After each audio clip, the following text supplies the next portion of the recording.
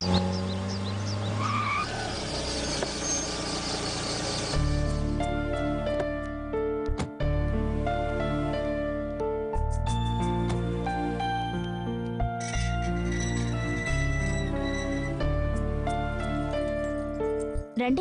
లోపలికి వెళ్ళి చూద్దాం.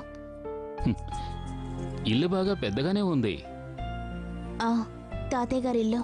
యు మీన్ మీ అమ్మగారు నాన్న? అవును. కోర్టు గొడవల్లో చిక్కుకోని ఆస్తుల్లో ఇది ఒకటి.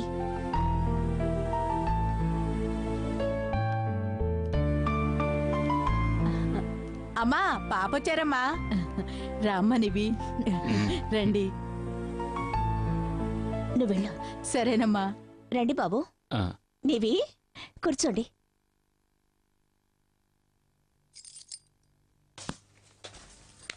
ఉదయం తుడిచాం బాబు. కూర్చోండి. అమ్మా కొంచెంరా.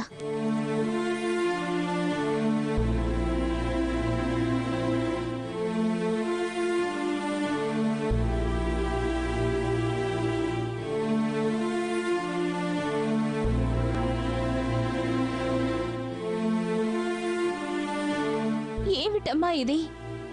నాకు పెళ్ళైన మొదటి రోజే నువ్వు నాన్న ఇలా చేస్తే మెట్టినింట్లో నాకు మర్యాద ఉంటుందా చెప్పు?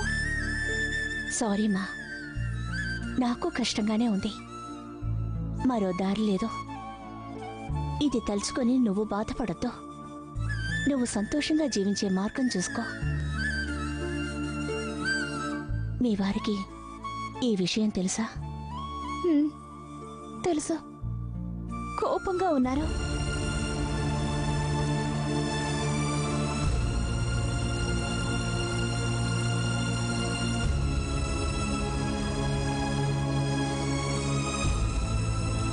బాబు,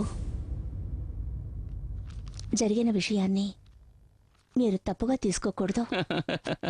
తప్పుగా అనుకోకూడదా? ఏమిటండి ఇది? జరిగేవన్నీ తప్పుగానే ఉన్నాయి, కానీ అనుకోవడం మాత్రం తప్పుగా అనుకోకూడదు అంటున్నారు. కుటుంబం అన్నాక ఏవో గొడవలు మనస్పర్ధలు ఉండడం సహజమే, కానీ ఇంతవరకు ఇలాంటిది చూడలేదు, విన్నో లేదు. ధనవంతుల ఇల్లు పెళ్లి కొడుకుని పువ్వుల్లో పెట్టి చూసుకుంటారు అన్నారు. ఇక్కడికొచ్చి చూస్తే పెళ్ళైన మరుసటి రోజే మావగారు లేరు, అత్తగారు లేరు. మరోలా అనుకోకండి బాబు. ఇటువంటి నిర్ణయం తీసుకున్నానంటే దాని వెనక ఎన్నో కారణాలున్నాయి. వాటికి న్యాయం కూడా ఉంది. మీ కారణాలు మీ న్యాయాలు నాకు అనవసరం, అది మీ సమస్య. నిన్నటి నుంచి నేను మూడవుట్లో ఉన్నాను. ఎందుకు బాబు? ఎందుక? చక్కగా అడుగుతున్నారండి మీరు. పెళ్ళయ్యాక వధూవరులే పుట్టింటికి వస్తారు. ఇక్కడ రివర్సు, పుట్టింటికి అత్తగారు వెళ్ళిపోయారు. ఇప్పుడు మేము ఎక్కడికి వెళ్లాలో తెలియక ఇబ్బంది పడుతున్నాం. లోకంలో ఏ పెళ్లిలో అయినా ఇలా అవుతుందా? నాకు పెళ్ళవగానే మర్యాదలు చేస్తారు, విందుంటుంది, సంతోషంగా ఉండొచ్చని 20 రోజులు లీవ్ పెట్టాను. అదంతా వేస్ట్ అయిపోయింది. దాని గురించి ఏం ఆలోచించకండి బాబు. మీ లీవ్ ఒక్కరోజు కూడా వేస్ట్ అవ్వదు. ఏ విధంగా? 20 రోజులు పంచాయతీల మీద పంచాయతీలు పెట్టి టైం స్పెండ్ చేద్దామంటారా? లేదు బాబు. మామగారింట్లో ఏ ఏ మర్యాదలు కోరుకున్నారో అందులో ఏదీ తక్కువ కాకుండా నేను చూసుకుంటాను. మీరిద్దరూ సంతోషంగా ఉండాలి, అదే నాకు కావాలి.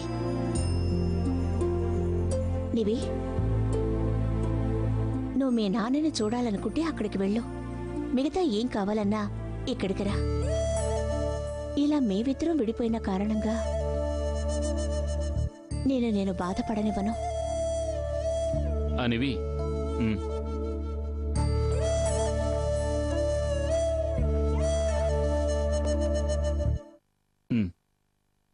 హనీమూన్కి కొడైకెనాల్ వెళ్లాలని చెప్పానే, మీ అమ్మతో చెప్పావా? ఏర్పాటు చేశాను బాబు. ఒక అద్భుతమైన రిసార్ట్లో 5 రోజులకి సూట్ బుక్ చేశాను.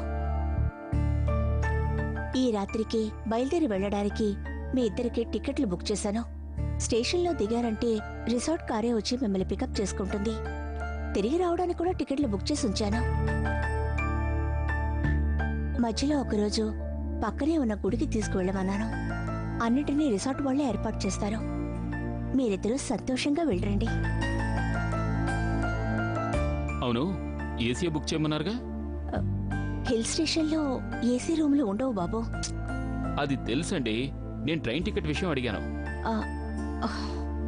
Second AC. ఓ,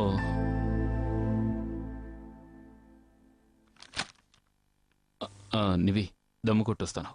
ఉమ్.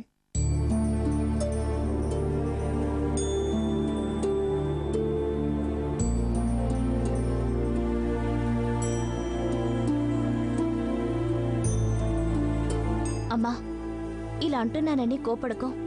నువ్వు చేస్తున్నదేది నాకు బాగోలేదో. ఈ వయసులో నువ్వెందుకు విడిగా రావడం? నేను ఇష్టపడి రాలేదు నివేదిత.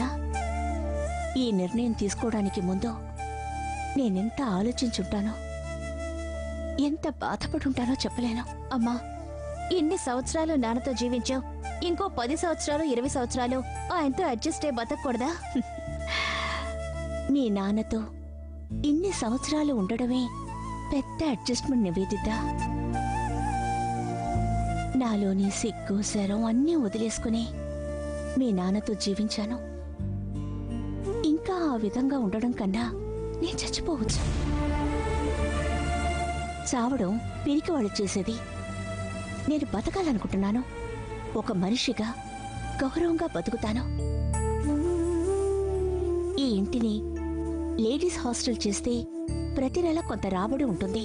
అది నాకు చాలు. ఏమిటమ్మా, ఒంటరిగా నువ్వు హాస్టల్ రన్ చేయబోతున్నావా? అందుకు బదులుగా ఓ ఫ్యామిలీకి ఇల్లు రెంట్కిచ్చి ఆ డబ్బుతో నువ్వు బతకచ్చుగా. ఒంటరిగా చేయబోతున్నాన్ని ఎవరు చెప్పారు? తోడుగా మనుషులుంటారు నివి. దేవి, గోపాల్ నాతోనే ఉన్నారు. లేదమ్మా, ఇది మంచి ఆలోచన కాదు. ఇది అనవసరమైన పని. నువ్వు చాలా కష్టపడతావమ్మా.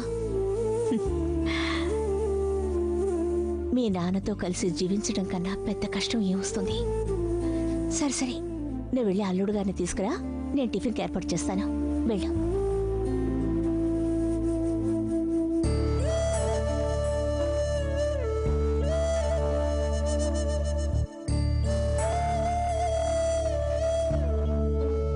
ధృవతారలు విరామం.